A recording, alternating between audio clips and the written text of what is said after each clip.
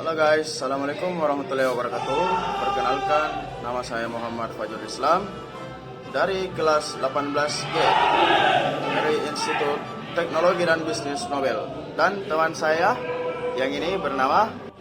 Halo guys, perkenalkan nama saya Muhammad Ridwan dari kelas 18G dengan NIM 2022 MM 13954. Kami akan menjelaskan tentang marketplace yang dimana dosen pengajar kami yaitu Bapak Dr. Aksar Daud, ST, MM, CPMA. Oke guys, saya akan memberikan sedikit pengertian tentang digital marketing para ahli. Menurut Covello, Milley, dan Mark Collin,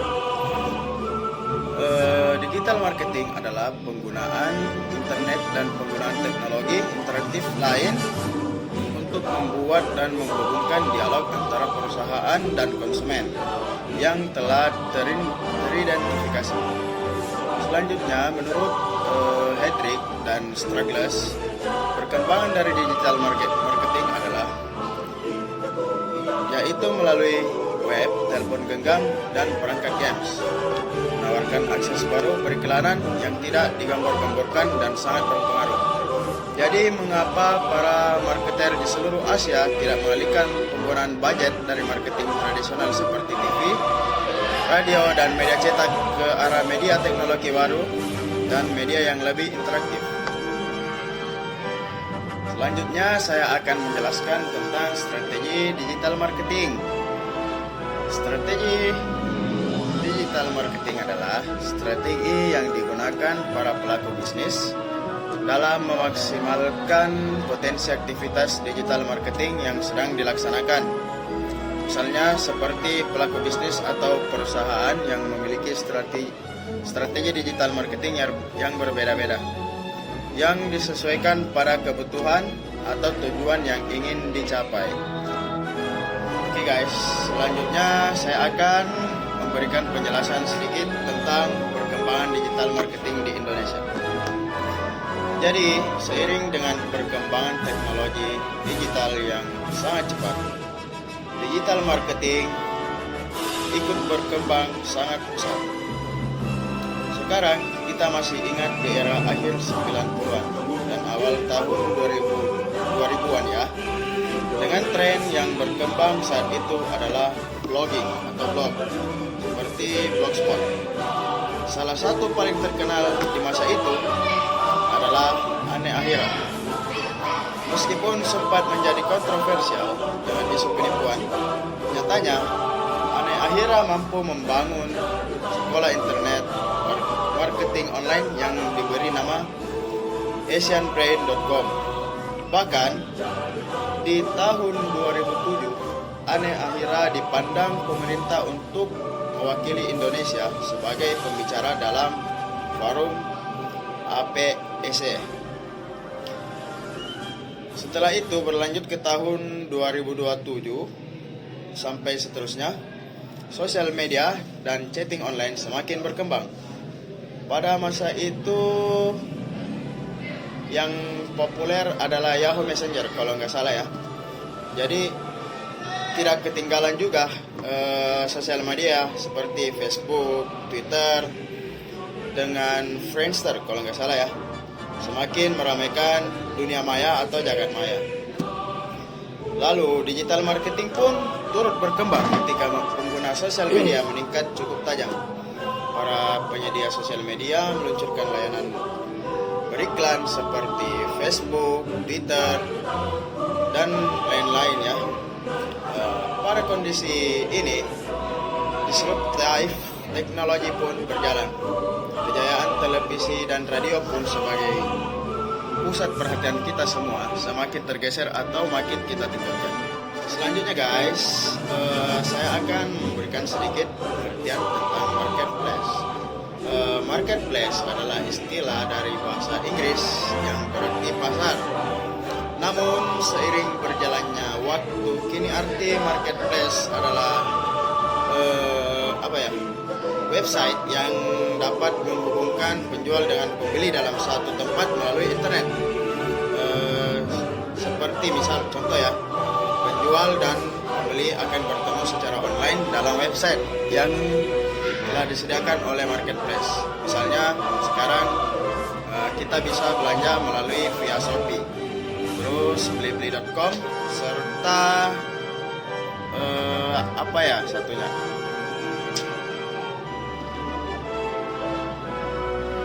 pengertian marketplace menurut para ahli.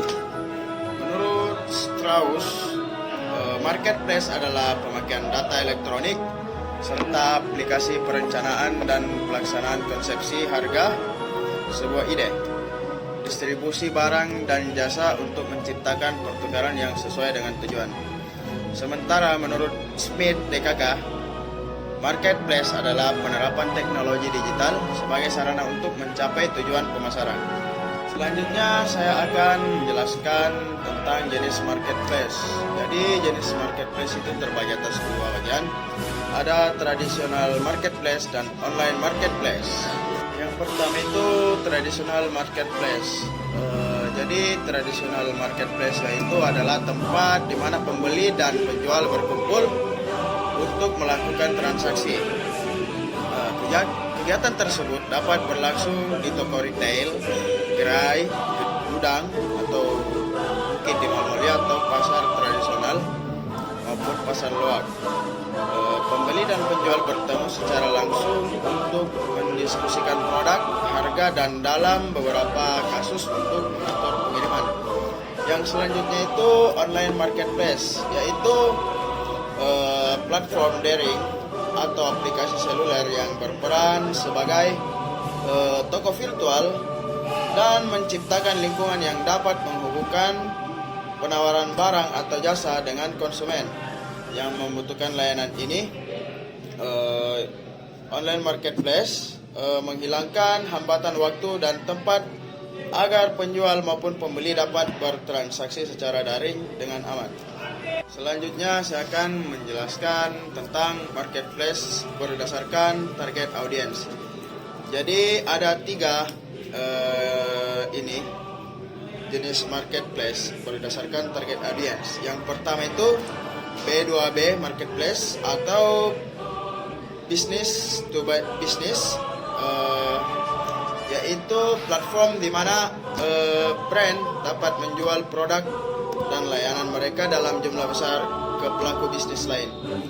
Keuntungan dari marketplace jenis ini memiliki kemampuan untuk mendistribusikan produk dan layanan ke lebih banyak pelanggan, dapat menjual dengan cepat, saluran penjualan lebih luas. Yang kedua itu B2C marketplace atau business to customer. Jenis marketplace ini melibatkan pelaku bisnis dan pelanggan. Pelaku bisnis akan menjual produk atau layanan yang langsung ke pelanggan. Terus marketplace ini jenisnya paling umum dan mudah untuk kita semua lakukan. Dan yang ketiga itu ada namanya C2C marketplace atau customer to customer. Marketplace jenis ini menghubungkan individu dengan kebutuhan, selera dan pendapatan yang sama untuk berbagi produk dan layanan satu sama lain. Dalam marketplace jenis ini, seseorang dapat menjadi konsumen dan menjadi penyedia. Yang selanjutnya itu saya akan menjelaskan tentang jenis marketplace berdasarkan fokusnya. Yang pertama itu marketplace vertikal. Salah satu jenis marketplace ini memang ditargetkan untuk industri, produk, dan target pelanggan tertentu dengan kebutuhan yang spesifik. Marketplace jenis ini akan menawarkan pengalaman yang disesuaikan dengan kebutuhan unik dari kelompok pengguna tertentu. Misalnya marketplace yang khususnya menjual produk bayi, atau marketplace yang khususnya dia menjual kebutuhan dari ibu-ibu atau mama-mama. Dan yang selanjutnya itu ada marketplace horizontal, yaitu jenis marketplace yang menawarkan produk dan layanan berbagai industri kepada beragam pelanggan. Jenis marketplace seperti ini dianggap sebagai toko serba ada yang dapat memenuhi berbagai kebutuhan pelanggan di satu tempat. Misalnya di toko yang terkenal di Makassar, di toko Satu Sama, atau mungkin di toko Citra. Yang berikutnya itu saya akan menjelaskan jenis marketplace berdasarkan pendekatan manajemen. Jadi yang pertama itu dikelola sepenuhnya. Jadi jenis marketplace ini melakukan pengelolaan penuh terhadap keseluruhan proses penjualan. Biasanya biaya yang akan dikeluarkan pada marketplace jenis ini akan lebih besar karena memastikan kualitas layanan dan pengalaman pelanggan yang terbaik atau lebih baik. Dan selanjutnya itu sedikit dikelola. Marketplace jenis ini akan menginvestasikan sedikit waktu dan biaya untuk mengontrol kualitas dan pemeriksaan latar belakang. Contohnya Airbnb yang tetap memberikan perhatian lebih pada layanan pelanggan dan verifikasi pengguna. Terus jenis pendekatan manajemen yang selanjutnya yaitu tidak dikelola. Jenis marketplace ini tidak dikelola biasanya berupa transaksi peer-to-peer, di mana milik marketplace tidak melakukan pemeriksaan latar belakang, jaminan kualitas atau analisis umpan balik agar biaya yang dikeluarkan semakin rendah. Biasanya kepercayaan pembeli akan berasal dari ulasan dan peringkat yang ditulis oleh sesama pembeli. Halo guys, jadi kali ini saya akan membahas manfaat marketplace. Yang pertama itu marketplace sebagai tempat di mana para pembeli berkumpul. Marketplace bisa Anda manfaatkan sebagai salah satu tempat di mana para pembeli berkumpul. Tak hanya di satu kota saja, akan tetapi berbagai pembeli dan seluruh kota di Indonesia bisa menjangkaunya. Dengan begitu, hal ini sangat menguntungkan bagi mereka seorang penjual yang ingin mendapatkan pembeli dengan lebih mudah. Dengan memanfaatkan marketplace, maka pembeli akan lebih mudah mengetahui toko Anda. Hal ini berarti bagi mereka yang berposisi sebagai pedagang atau penjual tidak perlu kesusahan lagi mencari calon pembeli. Manfaat yang kedua yaitu sebagai penghubung antara pembeli dengan penjual. Manfaat apa itu marketplace juga bisa Anda dapat sebagai penghubung antara penjual dengan pembeli. Pembeli akan lebih mudah mendapatkan penjual dengan cara mengakses marketplace yang ada. Dengan begitu, kebutuhan para pembeli pun bisa cepat didapatkan, meski hanya melakukan transaksi secara online. Tak hanya itu, manfaat yang satu ini juga cukup jelas menguntungkan dari sisi penjual. Hanya dengan memasang produk yang dijual, maka penjual hanya perlu menunggu dan melayani pembeli karena secara langsung marketplace sudah menghubungkannya. Manfaat yang ketiga itu sebagai relasi antara pedagang dengan pedagang lain.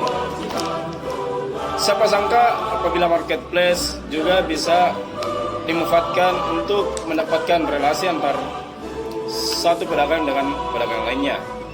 Dengan begitu, bagi Anda seorang pedagang yang ingin bertukar pikiran dengan pedagang lain, baik itu mengenai produk atau hal lainnya, Anda bisa dengan mudah terhubung. Tak hanya itu, apabila Anda sebagai sesama pedagang ingin melakukan hubungan kerjasama, maka Anda juga akan mendapatkan keuntungan lebih satu sama lainnya. Terus manfaat yang selanjutnya itu sebagai salah satu sarana promosi tanpa adanya pungutan biaya. Marketplace merupakan salah satu platform jual beli yang bisa Anda manfaatkan sebagai sarana promosi secara gratis. Anda tidak perlu mengeluarkan biaya lagi untuk mempromosikan setiap produk yang ingin dipasarkan. Dengan begitu, Anda bisa lebih menghemat biaya saat ingin memulai usaha. Anda juga tetap bisa leluasa untuk mempromosikan produk meski tidak dipungut biaya. Alhasilnya, Anda akan mendapatkan keuntungan yang maksimal apabila tidak ada potongan biaya saat ingin melakukan promosi. Perbedaan e-commerce dan marketplace. Seperti tadi yang dijelaskan oleh rekan saya, marketplace adalah tempat di mana sejumlah seller dengan produk yang berbeda-beda bisa menjual produknya. Sementara itu, e-commerce merupakan website yang dibuat oleh satu seller saja untuk menjual berbagai jenis produknya kepada para konsumen. Sebagai penjual, kamu bisa menghemat biaya jika memilih untuk menjual produkmu di marketplace. Hal ini akan berbeda jika kamu membuat situs e-commerce sendiri yang membutuhkan waktu dan biaya yang cukup besar. Adapun itu pihak yang terlibat, yang pertama adalah administrator, yang kedua adalah vendor, dan yang ketiga adalah pembeli.